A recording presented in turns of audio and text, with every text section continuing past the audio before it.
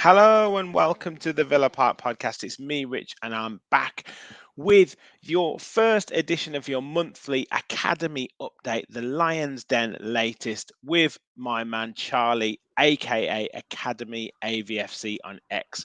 Thank you everyone for joining, and please do hit that like button and hit that subscribe button. Help us. We're pushing on to 5,000 subscribers, so like, subscribe, and get your comments in below.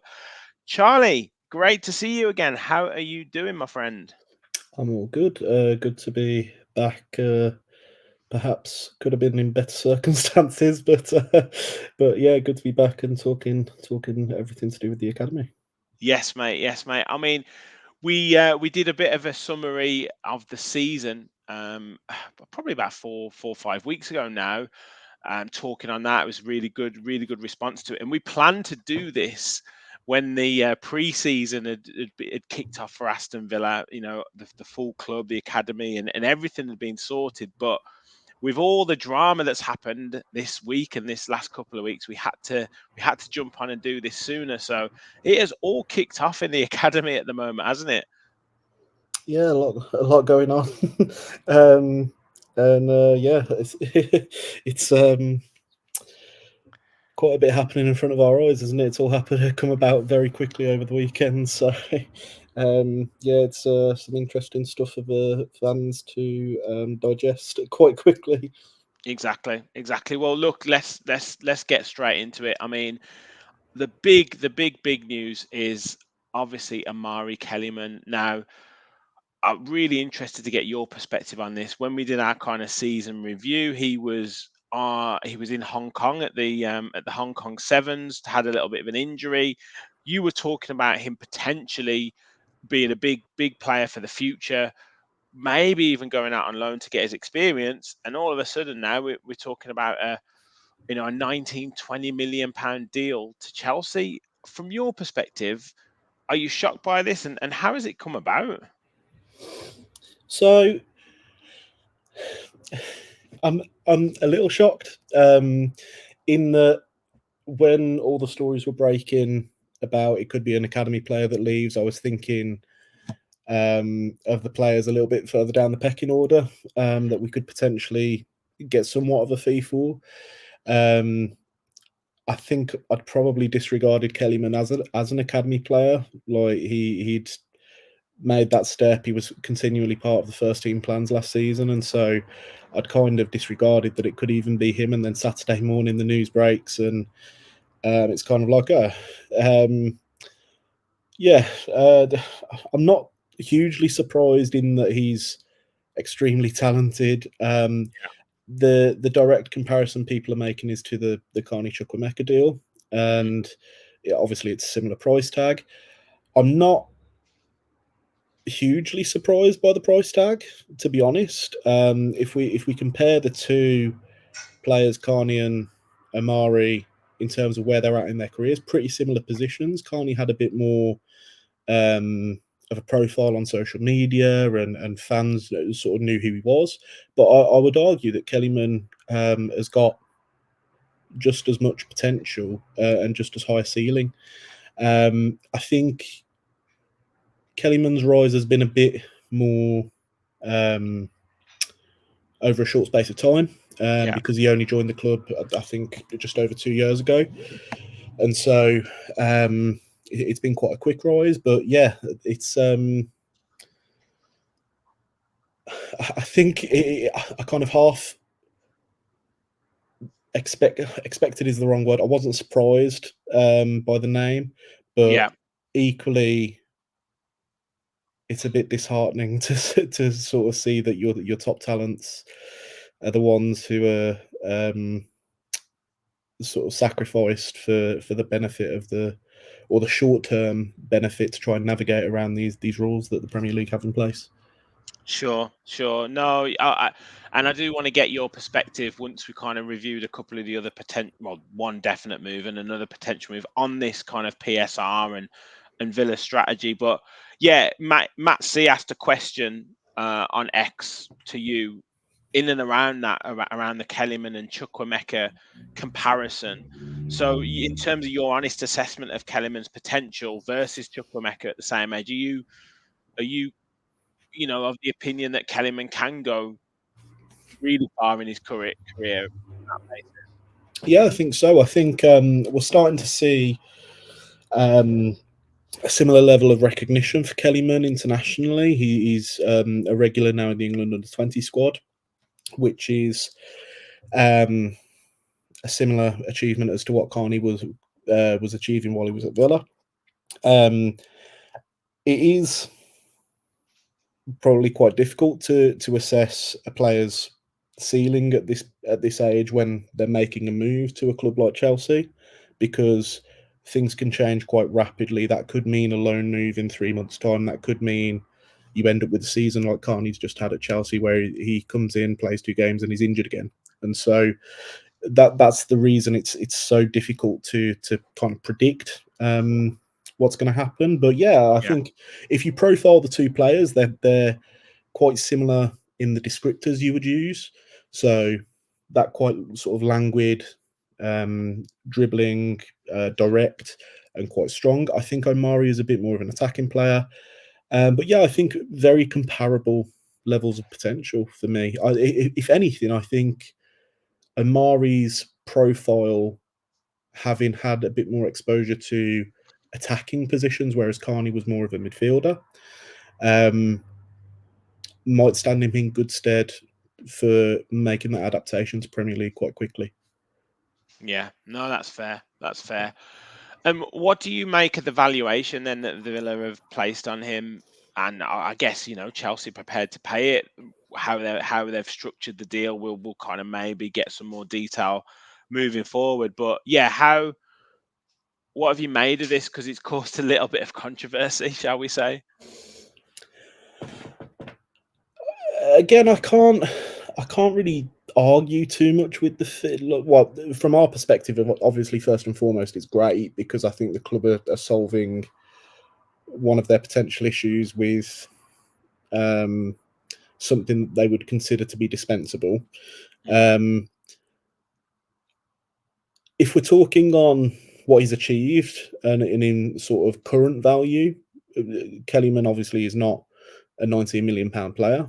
If we're talking about the investment cost and the phrase I like to use when we're talking about these types of deals is it's kind of like an opportunity cost, and it's what Chelsea are prepared to to pay for the player that they believe they're going to be able to create in a year, 2 years, 3 years. And drawing that comparison back to when Carney left, I think there would have been strong justification to say that give him 2, 3 years of exposure to Premier League football consistently, and very easily you could end up with someone that's worth 30, 40. You can double your money. It could be 50. We know that there's this premium on English talent. And so, again, it's kind of the the sort of entry around the entry level fee that we're talking when you talk about someone who has a high ceiling and is moving between Premier League clubs. Like I say, I think it's an investment in what Chelsea think they can do with Kellyman.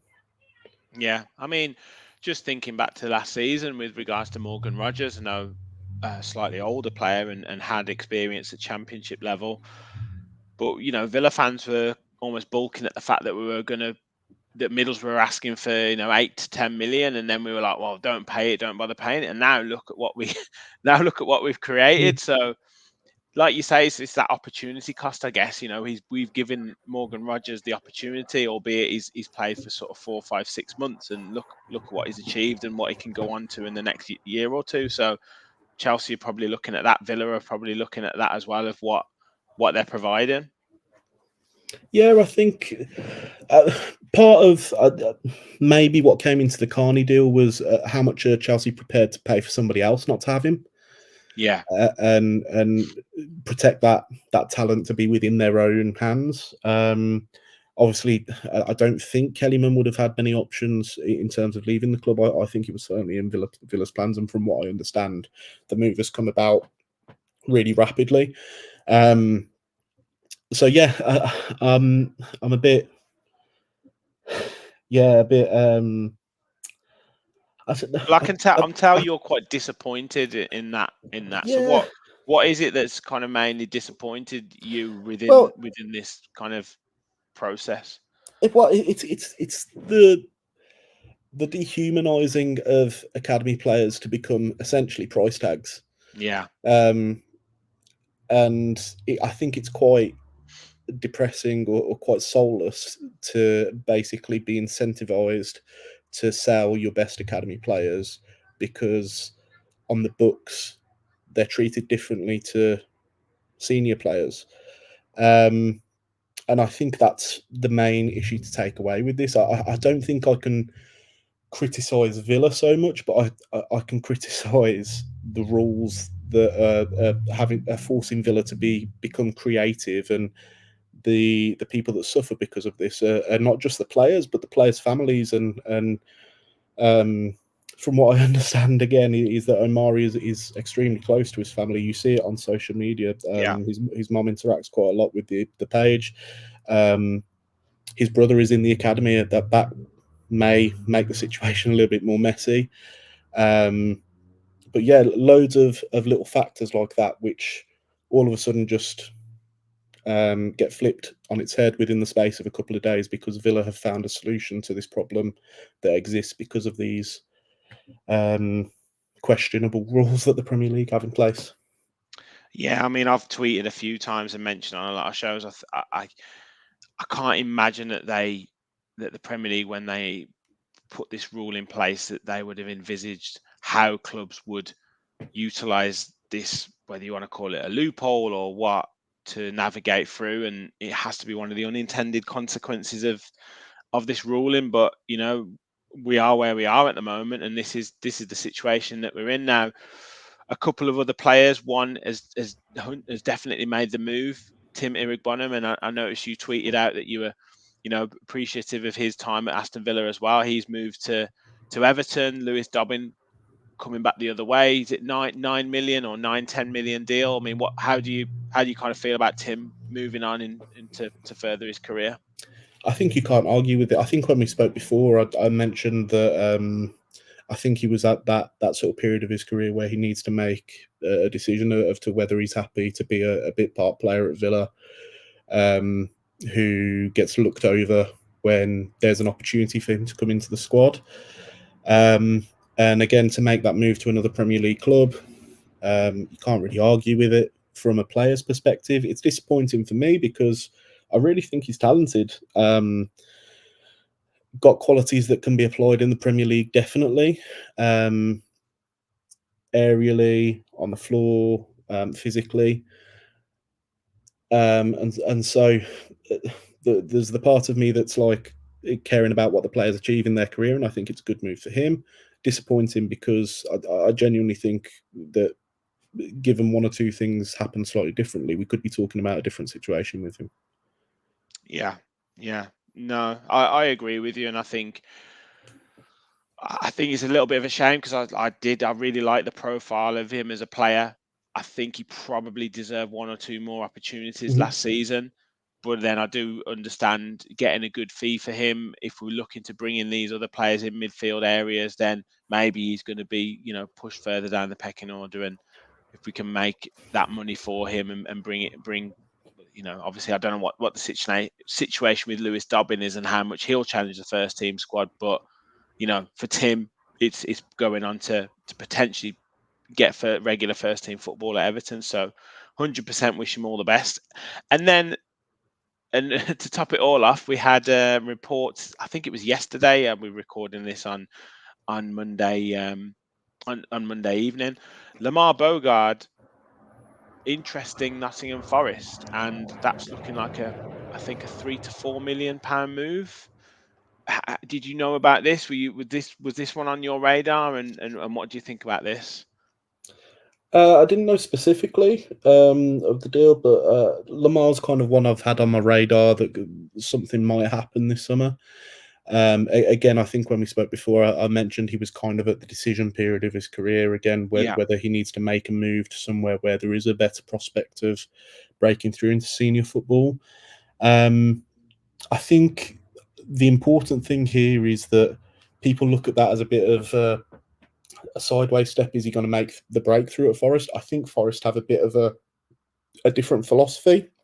Their under 21 team is a little bit older, and so I think they're happy to hold on to players of Lamar's age and give them sort of 2 or 3 years. And again, absolutely, I think someone who has got talents that can be employed in the Premier League. He's got a real good sort of understanding when he plays either six or centre back of positioning, and very proficient on the ball, whether that be dribbling, carrying the ball, and a good passing range as well. He's really good at moving through the lines, particularly from centre back. And so, yeah, it doesn't surprise me. Again, I think if you'd have said to me 2 months ago at the end of the season, there's going to be an offer for Lamar Bogard, I think Villa would have been pretty happy to accept it, just yeah, because I think unfortunately he's kind of past the point of no return. I think with the academy, I think if he was going to have made his breakthrough, it would have already been done. yeah. I mean that again, fair enough. And players have to take that choice and have to, for their own careers, and sometimes it's going to develop better at another club. So 100% respect it. With this, obviously it's a situation that we're in, and it's never an amazing situation where you're releasing or selling players from your academy, albeit you're bringing money in, and that's something that we've bemoaned with our academy over the past years, where we've held on to players and they've gone on for free and then gone on to better things. So it's a delicate balance. But in terms of the strategy for Villa, are you seeing this as almost being the strategy now? Like, letting go, selling 4, 3, 4, 5 players from the academy set up every season to generate, upwards of 30, 40, 50 million pounds. Is this the future of Aston Villa? Well, I think it's kind of what clubs have to be while there's this opportunity to navigate PSR in such a way. I think the club probably deserve credit for kind of cottoning on to the Moneyball aspect of academy recruitment, Mhm. because Kellyman, Bogard, they were signed externally, and Villa have made essentially money on those investments. Yeah, like I said, I think it's kind of depressing to kind of witness the soul kind of being removed from academy football and bringing a player through. But I think this is the way it's going to be now, as long as these rules stay in place without any tweaks. I think undeniably there is this incentive for clubs to treat academy players as potential money makers. And yeah, from a fan's perspective, I can't really argue with it, because the club are going to benefit and be in a better position to compete next season in Europe's elite competition and try and remain consistent in the Premier League. So I think if you said to most of the 20 clubs in the Premier League, you're going to lose 1, 2, or 3 of your top academy talents each transfer window, but you're going to achieve the same league position as last year or something like that, I think most clubs would take it. Yeah, yeah. I think it's When the rules here, it's a necessary evil. We all want the dream of players coming through and Mhm. representing the first team, being at the club since there was 7 or 8. But I mean, even before these rules, that was an extremely rare occurrence happening in any club. So it's always the dream, but it's a very rare thing. So most players who come through the academy either A, won't make it, or B, you hope that they have a career elsewhere and you can make some money from them. So that is the situation. Regards players at the moment, Cameron Archer's probably one that's potentially going to be looked to move on. What else? Who else? What else are you kind of hearing within the club in terms of players that might be on the radar for clubs to, for us to potentially again profit on, shall we say? I think you can look at the academy squad and you can kind of make a pretty easy judgment on who the players Villa will be prepared to move on if the opportunity becomes available. I think we spoke before about Seb Revan. If the opportunity becomes available for him to get a permanent move, I think the club would be happy to accept that. He's an organic academy player from what I know. He's been through Villa all his career. I don't know whether that makes much of a difference in terms of how the deal can be ratified on the books. But again, that would be attractive, I think, for Villa if they can get a similar fee to maybe what the rumor is for Bogard. Yeah, you could name any list of players because I think what we're seeing is that Louis Villa. Barry as well, maybe. Yeah, the talk is of a permanent move for Louis, and like I say, I think what we're seeing is that really the club uh, are kind of saying that there is a price for every academy player. If someone comes in with the right money that they feel is appropriate, then they're prepared to take that loss. The good thing with I guess with an academy is that it's always revolving. There's always more players coming through, more players prepared to step up into the 21s or into the 18s. Yeah, like I said, I just think it's slightly. I don't want to use the word depressing, but it's slightly like we're watching something being taken away from us in front of our eyes. We're kind of essentially saying that any academy player is up for sale. Yeah, yeah. It's all right, Charlie. You'll fall in love with another set of academy players over this coming season. I'm sure you will, mate. I'm sure you will.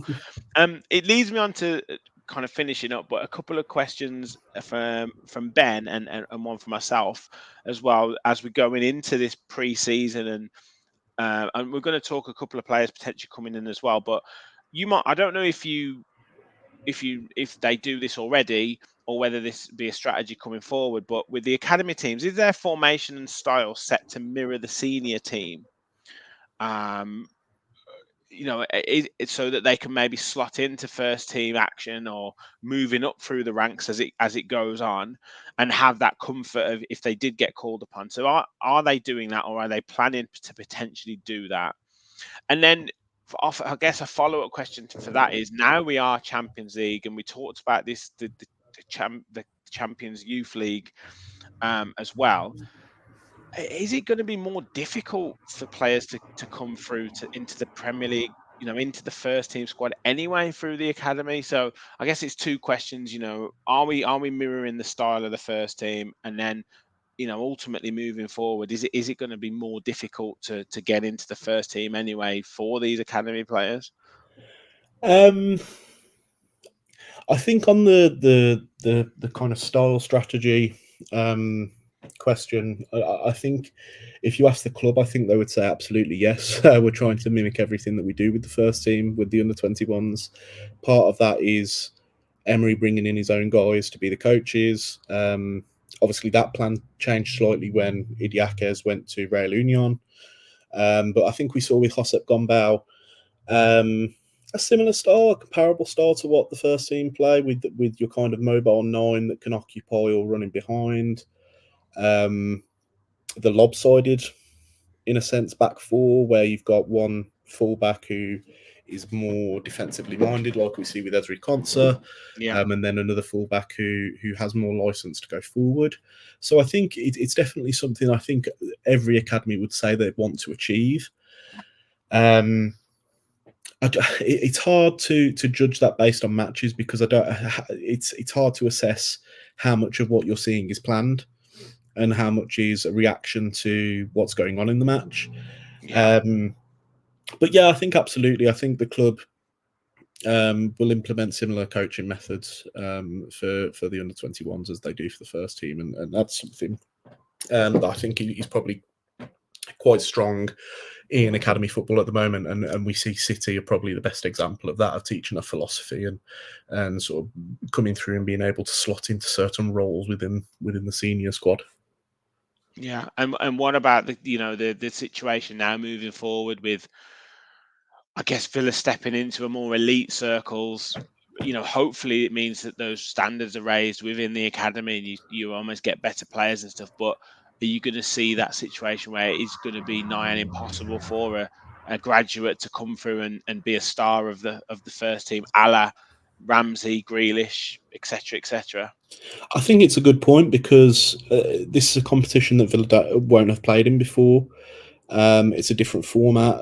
Obviously, we played in the Next Gen series going back a few years, but the competition in this form we have not played in. And I think the point about raising standards is a good one. It's different exposure, it's different experiences that can be beneficial to assessing whether or not a player can fit into a particular role within the squad.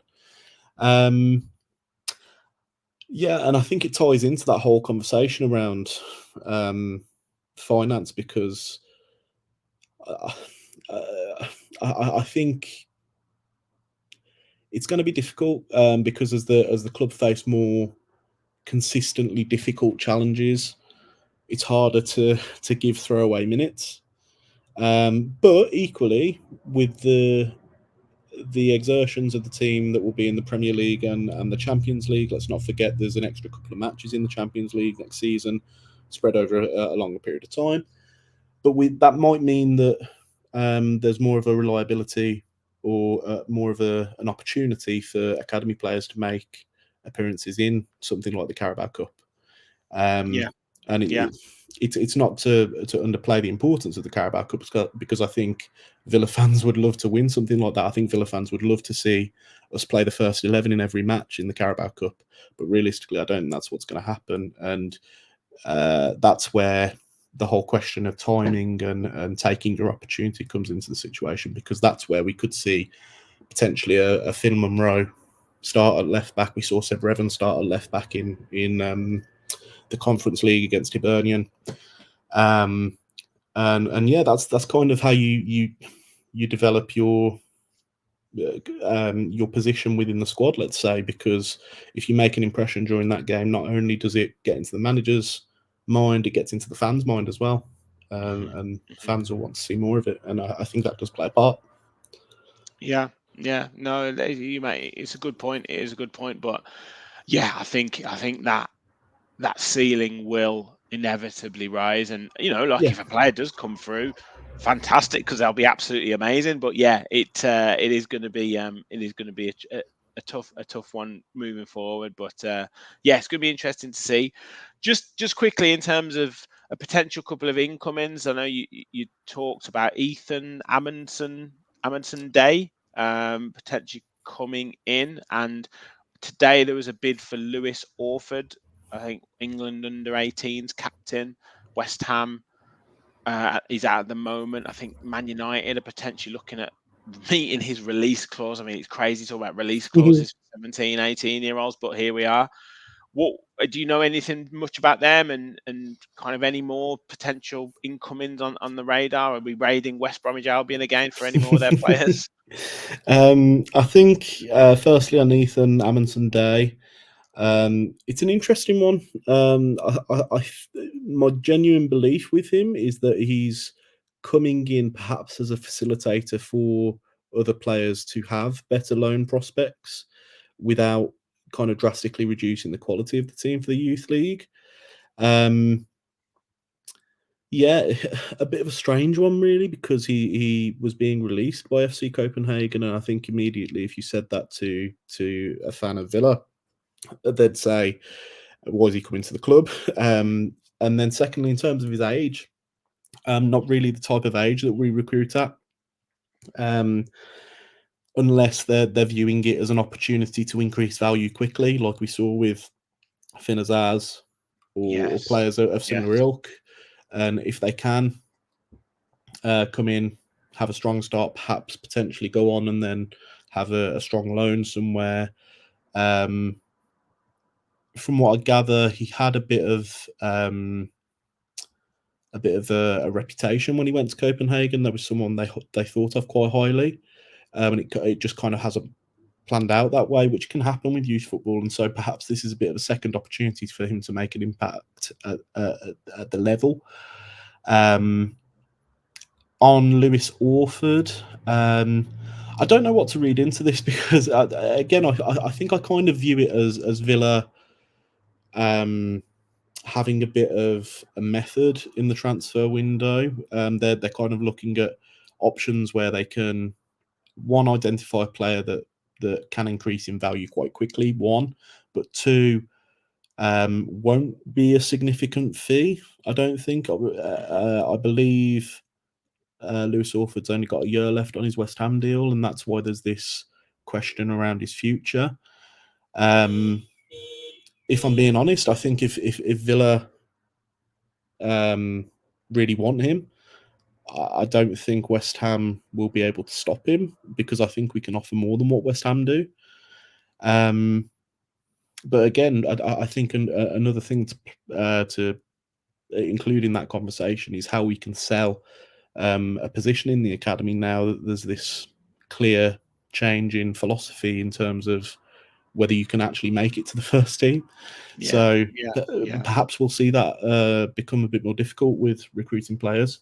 I think every summer, going on to the last part of that question, I think every summer there is quite a bit of movement within the academy. Yeah, a lot of it doesn't get as much coverage because it happens at under 16 level. Because I think, as far as I know, 16 is the last year that you can kind of withdraw from a contract and move elsewhere.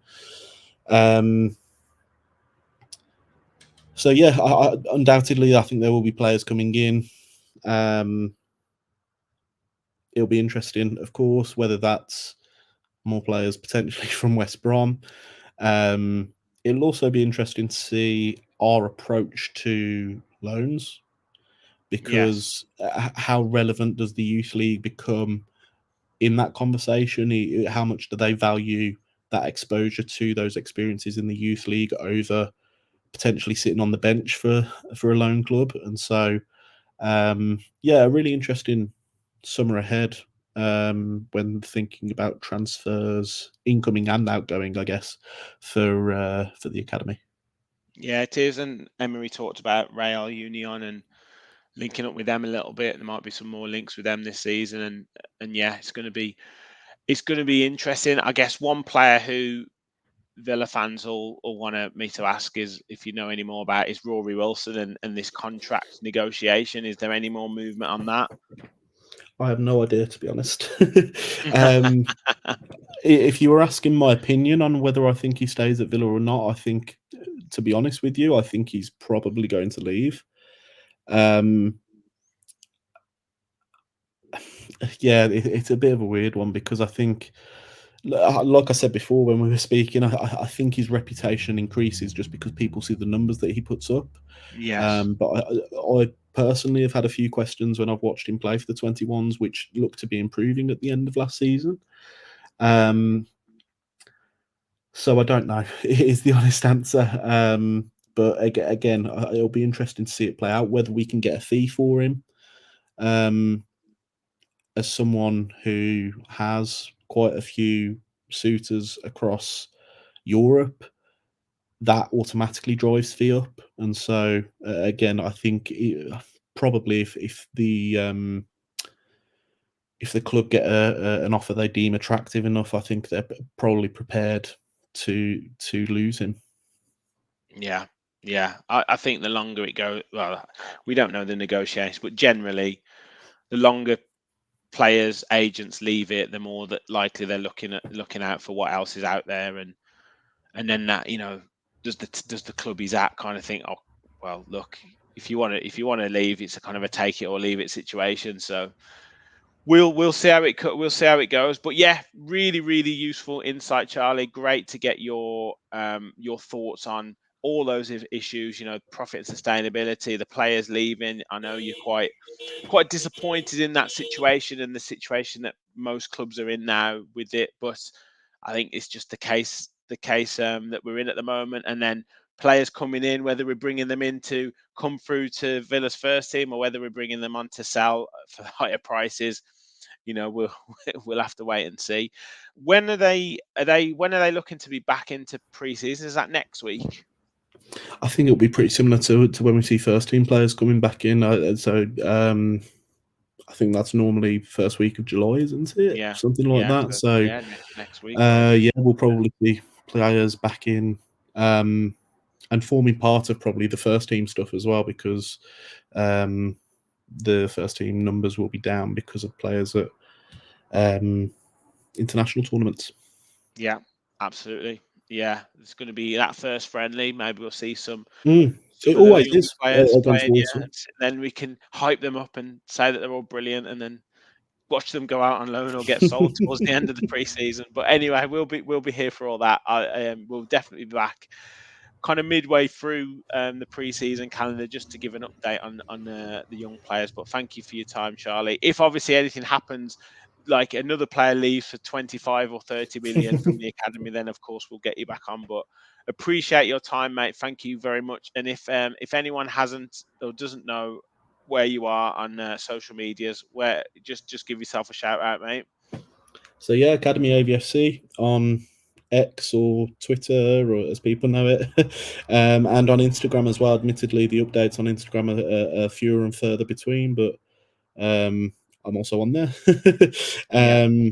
And yeah, I think what I'd say is just it's as good a time as any to be interested in the academy, to get the inside scoop on who the next talent that we're probably going to be forced into selling will be.